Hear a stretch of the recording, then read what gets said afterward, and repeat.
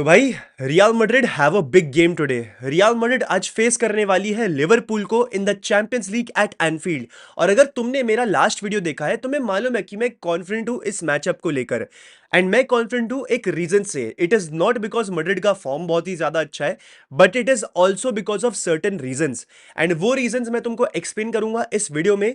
And जाबी Alonso कैसे utilise कर सकता है लिवरपूल की वीकनेसेस को एंड बना सकता है उसे रियल मैड्रिड की स्ट्रेंथ्स। मैं वो सब भी तुमको इस वीडियो में बताऊंगा, तो इस वीडियो को एंड तक जरूर देखना। लाइक करो इस वीडियो को और चैनल को सब्सक्राइब करो अगर तुमने अब तक नहीं करा है। सबसे पहले बात करते हैं लिवरपूल की वीकनेसेस के बारे में। वो क्या है बड़ी बड़ी वीकनेसेस जिनको जाबी अलोंसो यूटिलाइज करके मैड्रिड की स्ट्रेंथ बना सकता है। सबसे बड़ी वीकनेस जो मैंने देखी है, सबसे पहले तो मैं तुम लोग को यह भी बताना चाहूंगा कि लिवरपूल ने यह सीजन प्रीमियर लीग में 11 मैचेस में 14 गोल कंसीड करे हैं। 10 या 11 मैचेस में 14 गोल कंसीड करे हैं, जिसमें से 6 गोल उन्होंने कंसीड करा है सेट पीसेस से। तो सबसे बड़ी वीकनेस जो लिवरपूल की है वो है सेट पीस। उनकी सेट पीस डिफेंडिंग इतनी पुअर है that they are placed 18th। 18th in the sense कि वेस्ट ब्रॉम या फिर सॉरी वेस्ट हैम और एक और कोई टीम है, सिर्फ उनकी सेट पीस डिफेंडिंग इनसे ज्यादा बदतर है इन डेड बॉल सिचुएशंस।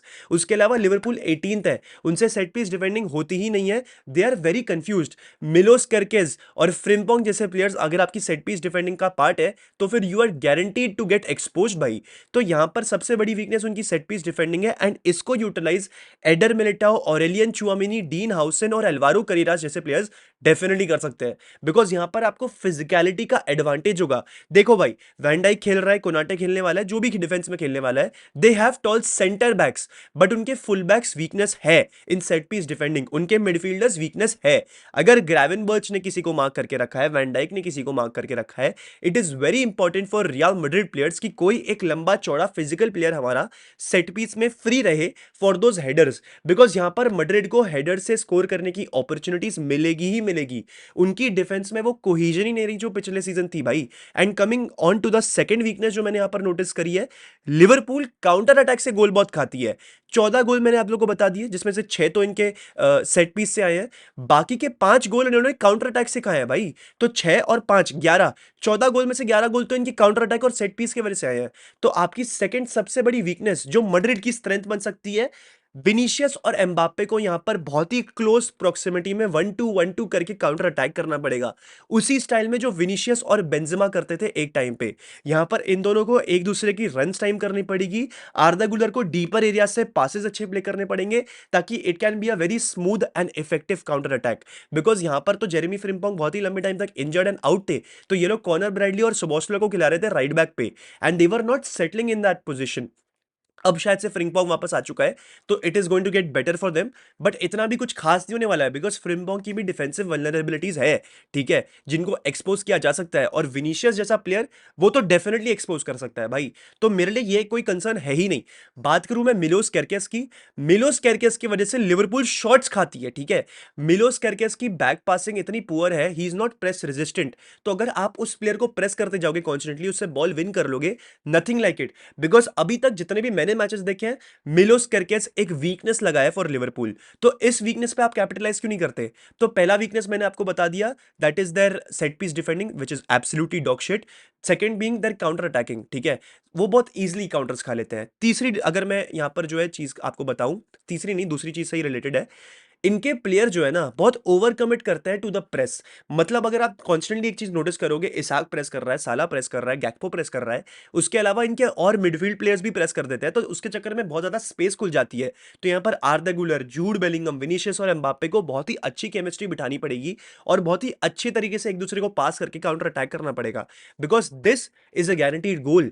एंड इसके चक्कर में ये लोग गोल्स खा सकते हैं। देखो हमारे पास क्वालिटी फॉरवर्ड्स है, इन क्वालिटी फॉरवर्ड्स के बीच में सिनर्जी बैठ गई है, ठीक है। तो इस चीज का आपको फायदा उठाना ही चाहिए। Now I know Xabi Alonso इतना ज्यादा काउंटर अटैकिंग फुटबॉल पर रिलाई नहीं कर रहा है ये season compare to Carlo Ancelotti, जिस तरीके से कार्लो एंचेलोटी ने काउंटर अटैक पर रिलाई किया था। But this is an effective strategy to kill the game, and here we need to kill the game. हमें 4 गेम्स में से 12 पॉइंट चाहिए भाई, ताकि हम एक कांस्टेंट लीड बरकरार रखें इन द चैंपियंस लीग। हमें फिर से वो नॉकआउट राउंड ना खेलना पड़ जाए जो हमने पिछले सीजन खेला है, which made things very difficult for us. तो यहां पर हमको स्मूथ और एक अच्छा क्वालिफिकेशन चाहिए ताकि हमारा चैंपियंस लीग से थोड़े टाइम के लिए ध्यान हट जाए and we can focus on other games like Copa del Rey आएगा, सुपर कोपा दे एस्पानिया आएगा जनवरी में, मैं जनवरी की अब बात कर रहा हूँ। तो ये सारी चीजें आप कर सकते हो। तीसरी अगर मैं यहाँ पर इनकी वीकनेस की अगर मैं बात करूँ तो इनकी मिडफील्ड जो है वो प्रेस रेजिस्टेंट नहीं है। अगर आप इनकी मिडफील्ड को काउंटर प्रेस करोगे और इनके स्ट्राइकर इसाक है, they are gonna get choked, they are actually gonna get choked, because जो मिडफील्ड प्रॉब्लम्स हमें हो रही थी ना पिछले सीजन, वो लिवरपूल को हो रही है ये सीजन।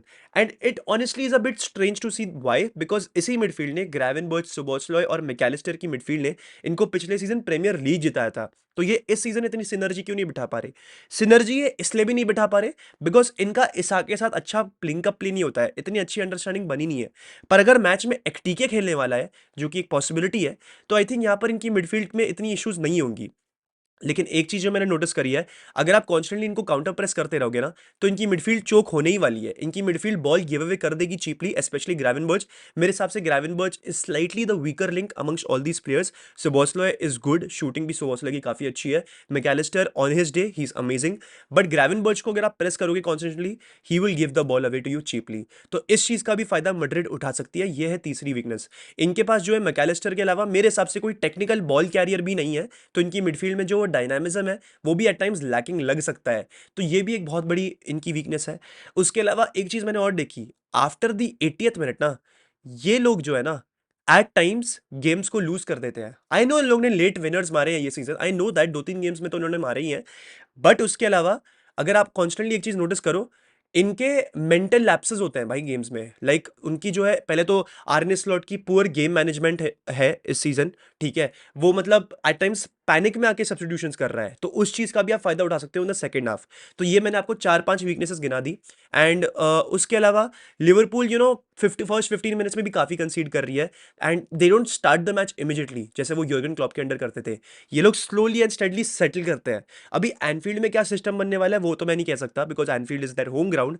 बट बहुत बार मैंने ये नोटिस किया कि पहले 15 मिनट में ही गोल खा लेते हैं। They start the match very slowly and very awfully. तो the first 15 minutes and the last 10-20 minutes is what you have to kill the game completely. ये सारी वीकनेसेस हैं लिवरपूल की। अब मैं तुम लोग को बताता हूं मैं क्या चाहता हूं रियल मैड्रिड से, मैं क्या चाहता हूं जाबी अलोंसो से। अगर मैं सबसे पहले प्रेडिक्टेड 11 की बात करूं from a Real Madrid perspective, I want Courtois in goal for sure, there is no doubt about that. Left back पे Alvaro Carreras after the heroics against Valencia, मैं चाहता हूं एल्वारो करेरास खेले भाई, ही इज प्लेइंग अमेजिंग। साला को pocket कर देगा अगर साला खेल रहा है, किएजा को भी पॉकेट कर ही देना चाहिए अगर किएजा भी खेल रहा है। ऑल्दो किएजा उनका एक तरीके से अनसंग हीरो बन रहा है ये सीजन, बट आई फील कि किएजा के सामने Carreras will do a great job. बात करूं मैं सेंटर बैक पेयरिंग की, Huijsen and Militao, they are playing great, they are playing good, let them start. Right back पे एक बहुत बड़ा डायलेमा है। काफी सारे लोग एक स्क्रिप्ट के तौर पे, एक स्टोरी के तौर पे कह रहे हैं कि भाई ट्रेंट को स्टार्ट कराओ एनफील्ड पे।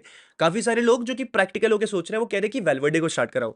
मैंने भी तुम लोग को एक हिंट्स दी थी अपने प्रीवियस वीडियो में कि मैं चाहता हूं ट्रेंट खेले, but I know the reality, it is going to be Valverde. Federico Valverde will be playing at right back because वहां पर उनके लेफ्ट हैंड साइड पे कोडी गैक्पो हो सकता है, और कोडी गैक्पो जो है उनका एक अच्छा अटैकर है भाई। ये सीजन काफी सारे गोल्स मारे हैं कोडी गैक्पो ने। Bye the way, Cody Gakpo and Fede Chiesa are the players they wanted to get rid of at one point of time, and ये सीजन यही करके दिखा रहे हैं चमत्कार। तो Liverpool just be grateful about your players. But coming back to what I am saying, यहां पर कोडी गैक्पो साइड पे है, आई एम नॉट श्योर अगर ट्रेंट अपना ग्राउंड होल्ड कर पाएगा considering he is just back from an injury.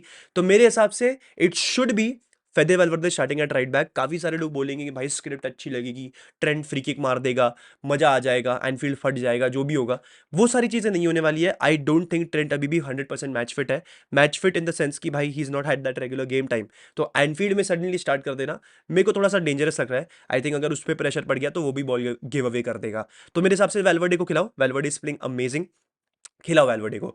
बात करूं मैं मिडफील्ड के बारे में, आई थिंक हमको सेम पैतरा और सेम फॉर्मूला अपनाना चाहिए जो हमने एल क्लासिको में अपनाया था। आर्दा गुलर, चुआमिनी और बेलिंगम की मिडफील्ड खिलाओ, कामाविंगा को राइट हैंड साइड पे खिलाओ। I want to see that matchup, Camavinga versus Milos Kerkez. ये एक मुझे एक इंटरेस्टिंग मैचअप बनते हुए दिख रहा है, पता नहीं क्यों। और आपकी फ्रंट टू आपको बताइए विनी और एम्बापे है, ठीक है।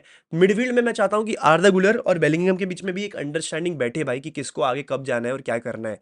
नहीं तो चुआमिनी के पास बहुत ज्यादा स्पेस बच जाएगी टू कवर, एंड फिर लिवरपूल वहां पे काउंटर अटैक पे गोल मार सकती है। तो मैंने आपको इतनी सारी वीकनेसेस बताई, आपको मैंने ये भी बताया कि मैड्रिड की क्या लाइनअप होनी चाहिए। अब मैं आपको बताता हूं कि प्रिडिक्शन क्या है मेरी।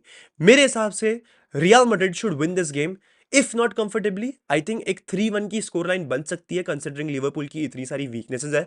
वही उनमें से काफी सारी वीकनेसेस हमारी स्ट्रेंथ है। आप हमारी काउंटर प्रेसिंग की बात कर लो, हमारी मिडफील्ड, हमारा अटैक बहुत ही अच्छा काउंटर प्रेस करता है, एंड उसके तहत हमने गोल्स भी स्कोर किए हुए हैं ये सीजन।